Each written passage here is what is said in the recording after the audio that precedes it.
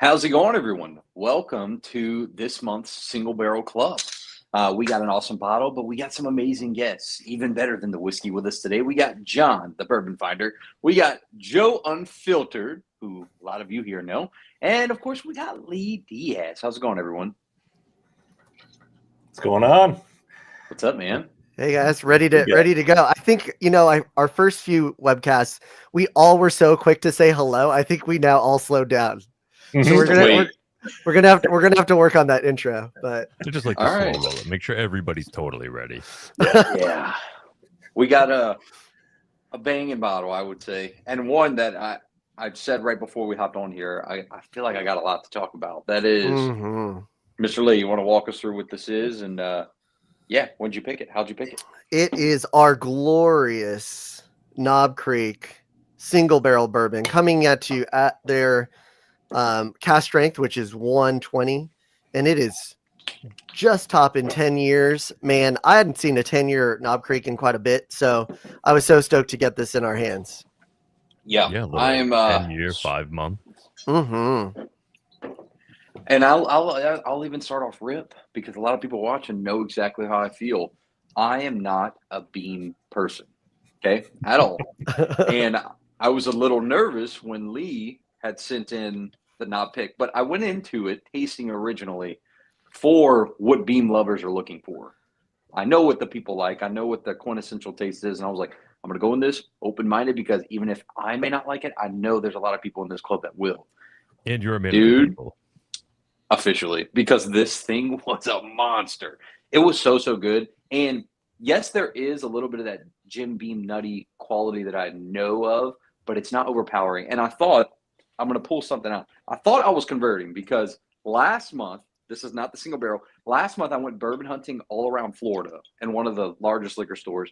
And they were like, you want to try some of our picks? And it was, of course, the like Elijah Craig, Knob Creek, and I forgot the other one. And my budget was shot. I was like, I can't really go home with anything, but I'll try it. Try that Knob Creek, dude, blew me away. Like, I am in love with that bottle. This one is just as good as that one, and I don't get it. So last thing I'll say real quick, I'll let you guys talk. But I was in Mississippi for the past month. Same spiel. I'll go to a liquor store, and they're like, do you want to try a Knob Creek? And I was like, oh, my God. If I like this one, then I think I've converted. You've been converted, yeah. I didn't like it. I did not like that pick, though. That just goes to show you these two are freaking animals because that one at the store was that bitter, oaky Knob Creek that I'm used to. This is so much different. And I'll let you guys give me some of the tasting notes because I'll probably agree with you. Yeah, I'll say off the jump, like the first thing I smelled, and this is, my wife loves creme brulee, and I got like that caramelized sugar note on there on the nose. I will say, from a nose perspective, I've had a lot of Knob Creek picks. Kanan, I have so many at home. This blew me away from a nose perspective. Like I don't that like I get like that caramelized sugar and almost like the slightest hint of like a plum kind of note. It just smells amazing. Very off profile. It does have a nice fruit background. Yeah, I'd agree with that for sure. That for me is a lot of times separating note in Knob Creek in particular.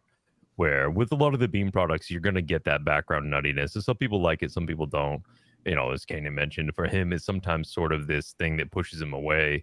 For me, it sort of dives down this rabbit hole of, is it like a Snickers bar? Like, does this bring in that liquid candy, peanutty, caramel, dark chocolates, light chocolates?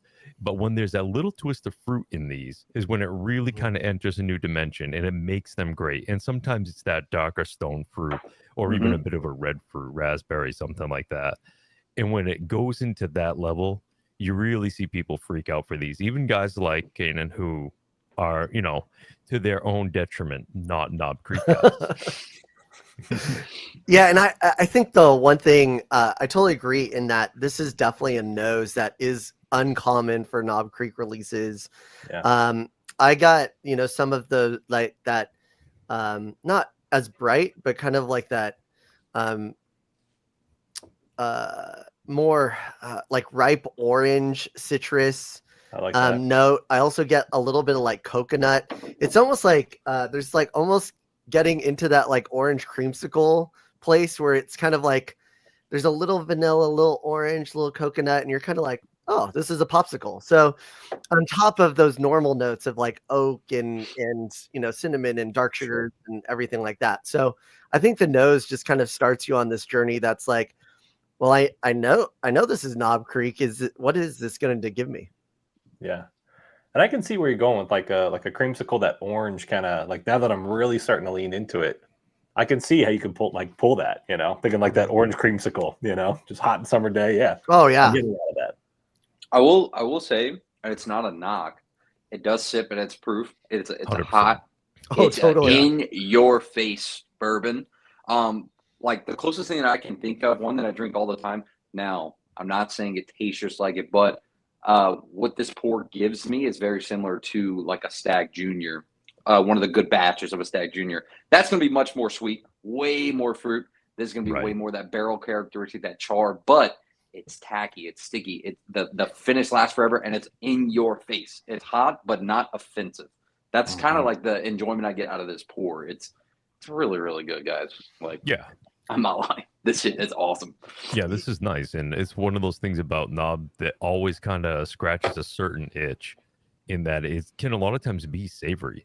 It's not going to be a Buffalo Trace style sip. It's not going to carry any of those brighter notes that you would get in a wheated.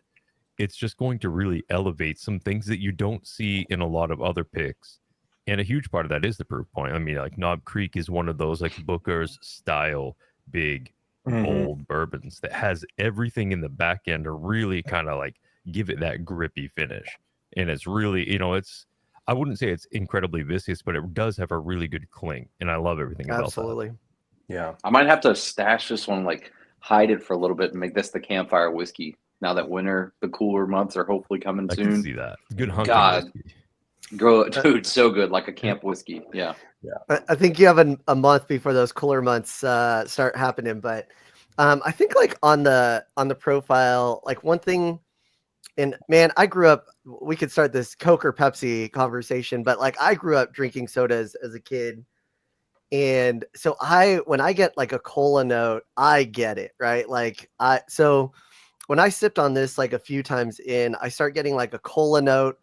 I also get some of like that Luxardo cherry. It's almost like cherry cola, right? Like you're kind of getting in that realm. Yep.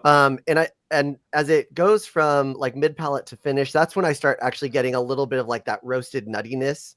But man, to have what we just experienced in the nose, and then to have like a completely different, set of flavors and a completely different finish, it's a fun one for sure. Yeah, absolutely. Yeah, you caught that cherry cordial. Like you definitely taste a lot of that, and that cola. I'm definitely picking up on that. It's very like, and John, you said it's somewhat viscous. It's almost like, to me, it sounds weird, but I sometimes will get like a cotton candy with some of the Jim Beam wine, like almost like that airy kind of like, it was like, it tastes like a cloud almost. Like I get some of that, which it's just, like you said, the finish isn't crazy long, but it's so, I don't know, very refined as far as like what it makes your mouth feel like. It's good. Yeah. Now I see comment. By the way, you guys can ask any questions if you're watching. If you have questions for Lee on how he picked it or kind of anything you want to know, just go ahead and ask. But someone said I need to try more Knob Creek. I recommend that as a non-Beam / Knob Creek fan. Still to this day, when people ask me on the channel, what's like the 5 whiskeys I should start with, a Knob Creek standard 9-year that they have on the shelf is always going to be on that list, because just because I may not like a lot of their stuff, you have to try it. Like that's just a quintessential a bourbon that I think is actually good to the people that like it. Now, I do love this though. But now, Lee, I do have a question before somebody asks. Picking, how tough was it to choose the barrels, or was this one a standout for you? Yeah, it's funny. This is actually now my fourth Knob Creek selection. So we've done 3 bourbons, one of which got lost. So our second barrel was completely gone. I actually have the only bottle from that second barrel that was sold off before we got it, which is really nice. But and then we've done 1 rye. For each of these selections, although I have been to the Jim Beam distillery, we have not selected there. So all of these selections have been done by Kit. Those kits are crazy. What's really cool about this kit is it's a science experiment. So they give you within this kit, imagine that you have 3 like 200 mil samples. You have a graduated cylinder. You have fresh water from the distillery. And then you basically have a guide on how to proof this down. Whatever the proof is, it'll tell you how many drops of water you need to add in order to get to 120 proof approximate. And so you're kind of doing a little bit of a science experiment before you start tasting, which actually makes it a lot of fun. And you kind of get invested in it. And you're now really thinking about, what did it taste like at proof? What does it taste like with that water in it? You know, what do I really want to get to? Because all of these come generally between like 122 to 130 in proof point, like somewhere in that range, you're not adding a lot of water. And so you're not, you know, with Wild Turkey, we did Wild Turkey 101, where you're proofing down from like 127 all the way down to 101 with approximated water. This one is just a few drops, and they just tell you how many drops, and then you get to experiment with it. And then you get really fun. You add more water, you kind of play around as much as you want. But I think they try to give you as close to an at distillery experience as they can when you're doing this at home. Now, do you find, I don't know if you kept any of the samples, like what you got to try? Always okay, do. Awesome. So did you find then, because sometimes it's a you know, a time and place when you're tasting it, you give it that extra few months before they bottle it. Did you go back and see if it's changed? So I have not gone back, at least on this, because it is, again, a science experiment, but I do have the remaining bottles and I do have the remaining water. So I can replicate this and make it work. So I'll probably do that when I head back to Texas. I have done side-by-sides with other bottles. Like even when you go on site, a lot of distilleries will give you your sample. Like, here's your tried and true. When we tasted it, this is what you picked. It's a nice memento. It's also a nice way to know what barrel number you selected. I just have not done the science to match these ones up yet. Yeah. Right. Yeah, because sometimes that'll happen, you know, and whether you're at the distillery, you get stuff in, by the time it gets to you, whether it changes for the better or the worse, you know, like it can change. Those extra few months, depending, and the season can change everything, you know. Yeah. Luckily, like 150 barrels in, I think I've only had 2, no, I'd say 3 that did change for the worse. One changed terribly, where you were just like, wow, what is going to happen here? I think the rest of them just actually changed really well, and you can play with those fluctuations. And so I'll give you an example from our last Old Forester pick. You know, the Old Forester selection that we had on this program, we made it in May, knowing that it wouldn't be dumped until maybe September, October, and seeing that it was going to be a hot as hell summer. And so we knew we were going to get some months of some really good heat on that barrel. And so when we were picking a 127, we were taking odds on how high above 130 it would get. And so as you start to kind of understand the seasonality and not every distillery is going to dump like the next day or the next week or the next month, right? So you have to kind of put that in the math of what you think the barrel is, what you think it may become. You know, you have to hope that whatever guessing game, whatever craps table you were just playing, like you're not rolling 7s, right? Sure. Right. I love that. I saw someone earlier just said, I want to try Knob 18. Heard it's fire. What are your thoughts on it? Is it all hyped? I've been hearing 12's better. Your thoughts? I will say, out of all the 9, the 12, the 15, 18 I've had, the 12 is the easiest for me to stomach. I like the 12 a lot more. I remember actually disliking the 18 the most. I already don't like that oaky like profile, and the 18 was just that on steroids personally. How about you guys? Like, have you all tried those? What are your thoughts? Yeah. For me, the 15 and 18 are both good, tasty. I love that sweet oak, deep dark notes. I'm here for all of that. However, those are a bit gutless for me, as they're just proof down too low is really what it amounts to. And I get it. Like when you're keeping that Spread that out. whiskey, right? You keep it that much whiskey that long, you're not getting a lot out of the barrel. They got to thin it down. They got to make it somewhat releasable across the entire nation. So I get why they're hitting a 100 proof point on those and keeping them lower. I would say look for the Knob Creek 12 cask strength. Not that it's super easy to find, but of the entire lot of more limited Knob Creek stuff, that is a real nice bottle. Yeah. Yeah, and I think, Kanan, you said it right. And John, you built on it really well. So I'll tie a bow on it a little bit. Like, I Thanks, think when you already know the profile of that whiskey, you shouldn't believe that profile is going to get, like, it's going to disappear within the aging of that whiskey, right? So, like, I think we see, like, as Knob gets older, you're going to get more of those oak notes. You're going to have some of those things really kind of open up quite a bit. So, like, some of those things aren't going to just disappear and magically you have an entirely new whiskey at 18. You're going to have a lot of those core profile, statement pieces of that whiskey really shine at that age. Yeah. Absolutely. So it's kind of like, don't go, if you say, like, Kanan, if you don't like 9, don't think you're immediately going to like 18.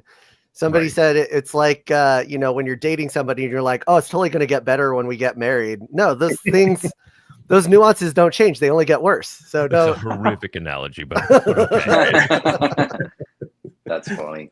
You come here for your whiskey and dating advice, folks. Now, John, Holy what did shit. you, I see a couple of people kind of ask, what did you mean Knob Creek 12 cask strength? Were those old picks that they used to release? No, so at 120, I think Lee might have actually mentioned earlier that this was cask strength. It's not. 120 is what the single barrels are bottled. Oh, sorry. At. Yeah, they're bottled. Yeah. And same with their shelfer. It's 120. The original age dated is just 100 proof, as are the limited edition like 15s and 18s. They do have a release of Knob Creek 12 year that is cask strength. It's not incredibly easy to find. So I'm sending you guys on a serious hunting mission here. Like, this isn't something you're just going to go walk into the local and be like, hey, I heard this idiot online say Knob Creek 12 cask, and they're probably going to laugh at you. But if you hunt around a bit, you'll probably find it. It's going to be probably around the neighborhood of $100. You might even see it for a little higher. But if you do see it, it really does scratch every itch because it's the total, like, unfiltered experience of Knob Creek. It's sort of like the Knob Creek answer to a stag. Definitely worth looking for. Or if you could just find somebody to send you a sample of it, or however you choose to do that, it's worth investigating for sure. Because these aren't quite cask strength. Like Lee mentioned, they come with the whole kit with the beam distilled water to, lower the proof and whatnot. So just something to look for while you're out there hunting, doing those bourbon things that you do. That's pretty cool. I'll have to check that out. Yeah. I think, but I guess out of all even the core lineups, the 2 single barrels that I have on the table, to me, are much better. I enjoy these much more. Yeah. They offer a lot more for sure.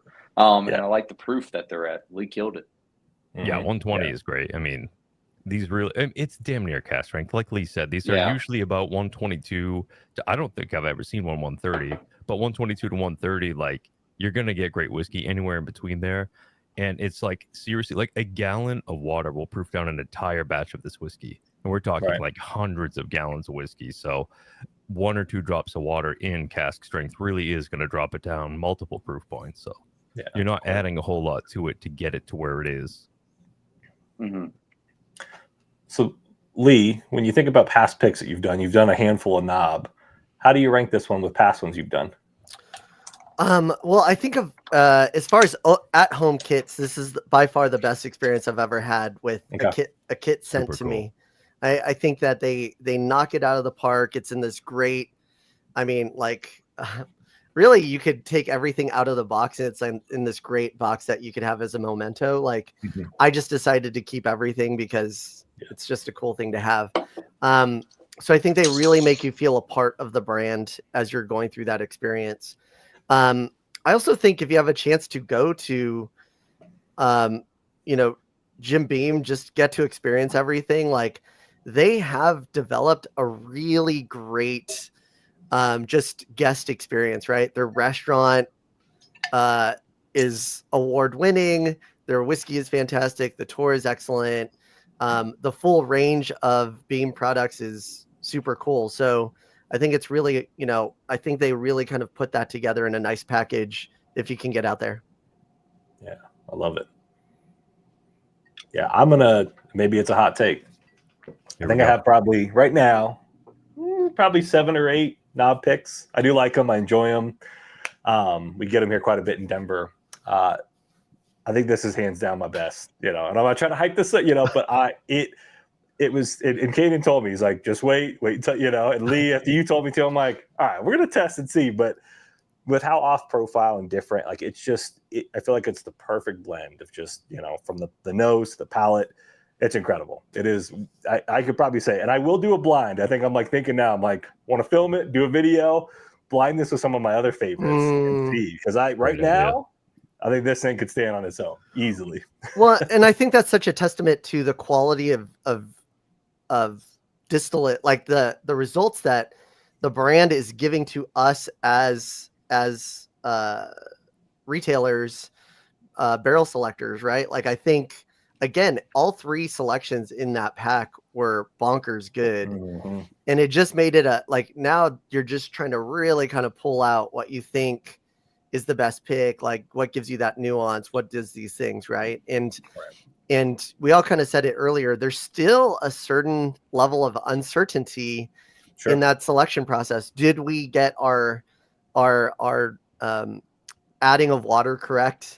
How will this barrel change from the moment it was put in the kit, which might have been in let's say July before we did a selection in October. And so we just don't know those variables. We can just play with what we're getting and hope for the best. Yeah, I love it. I have a question for you guys real quick. Little kind of off topic, but whiskey related. What do you consider Old Dusty? What year does that start? Is it when the bottle changes, or what do y'all consider? Has to be before the 90s for me to get excited. Oh, okay. That's what's it has to be older than Kanan for me to care about it. Put it that way. That's facts. Well, all right. So I guess I didn't find it, but I did some bourbon hunting. This one I came across. It's actually Irish, but nice. Yeah, Redbreast. I love Redbreast 12. Yeah, OG label, OG everything. I did a lot of research, and I think it's just like 2017. But I just wanted to see what is considered. I'm gonna have not dusty, but still cool. Yeah, super cool. I'm gonna have like a couple sips of this, but I want to mix it with this. Don't ask me why. It just sounds. This is an insane stream right now. Yeah. Going from Knob Creek 120 to 4 Redbreast, which just is a great expression of Irish whiskey, by the way. From like 1998.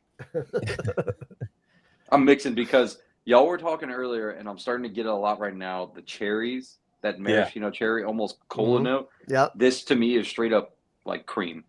So I want to do like a cherry and cream thing. Hear me out. I'll let you know. Well, and what I love and to compare the two, like I do think a lot of Irish whiskey and single malts, I get like some nuttiness. I get a lot of pastry in those.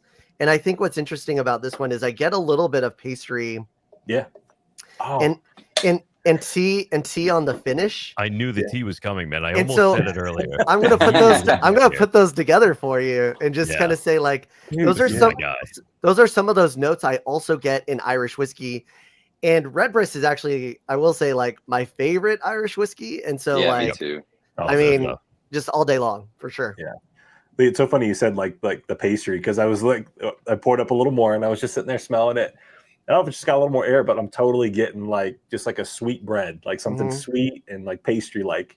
That's so funny. That's a pretty good question from Chase right there. While I smell my berries and cream. Yeah.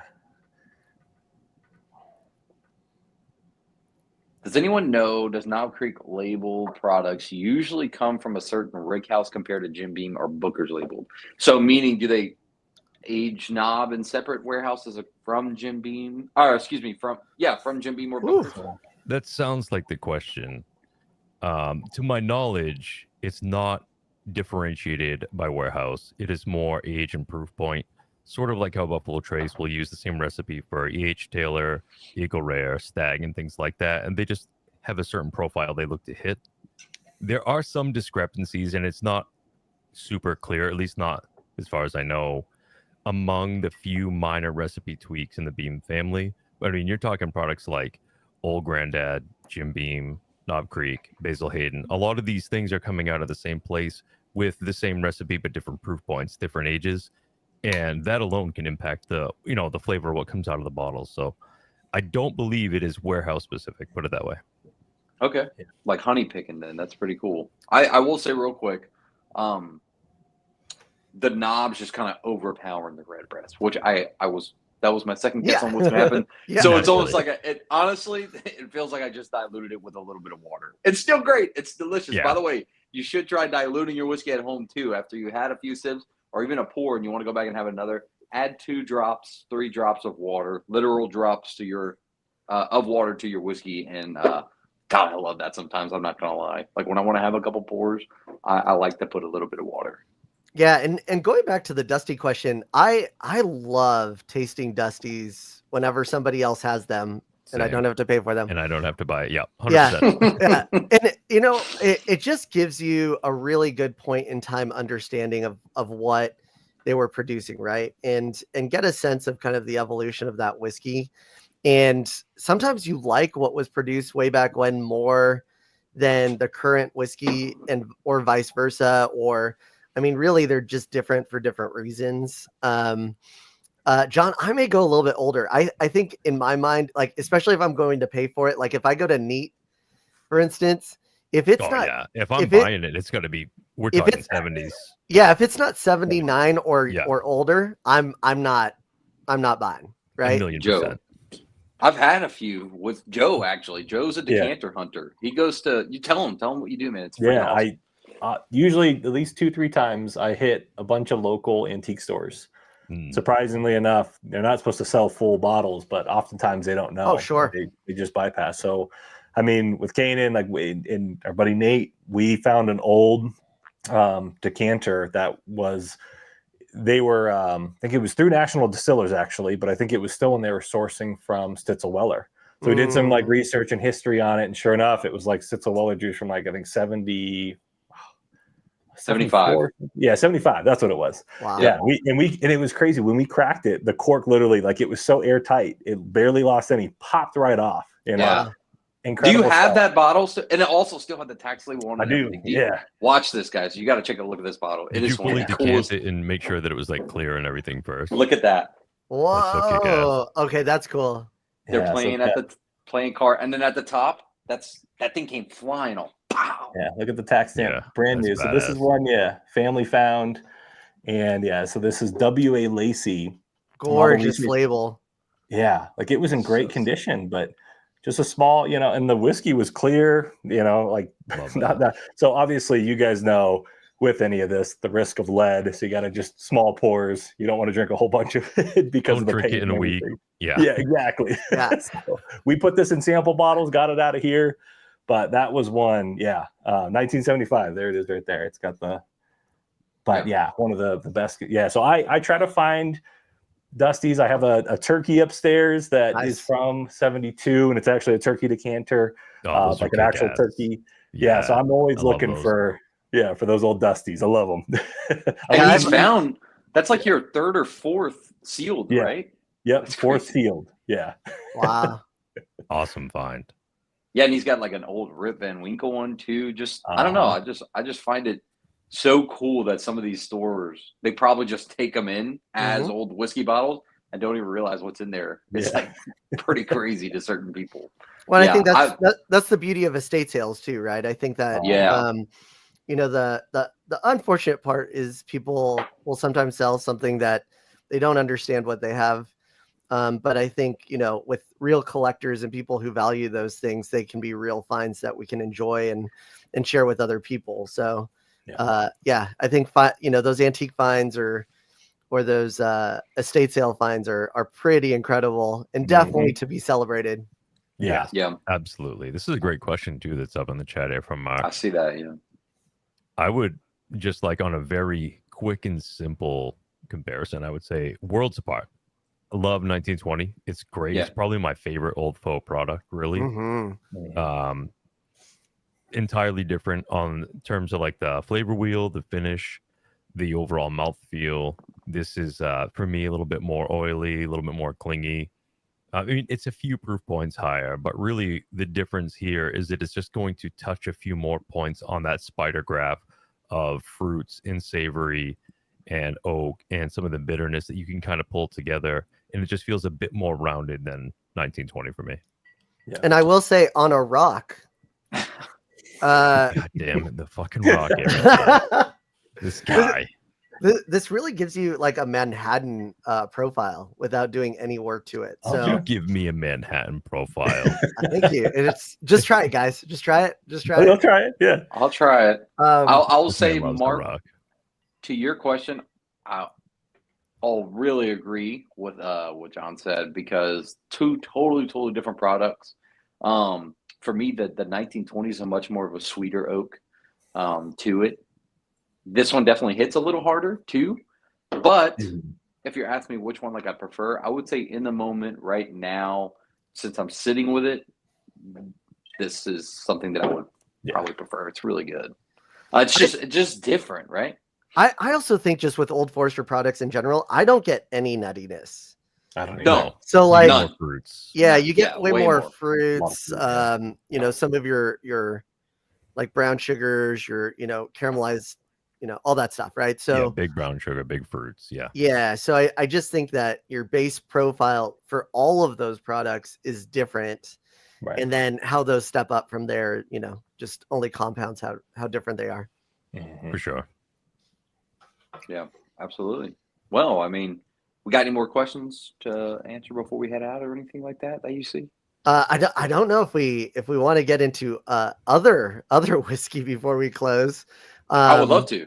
If we can, let's do it. All right.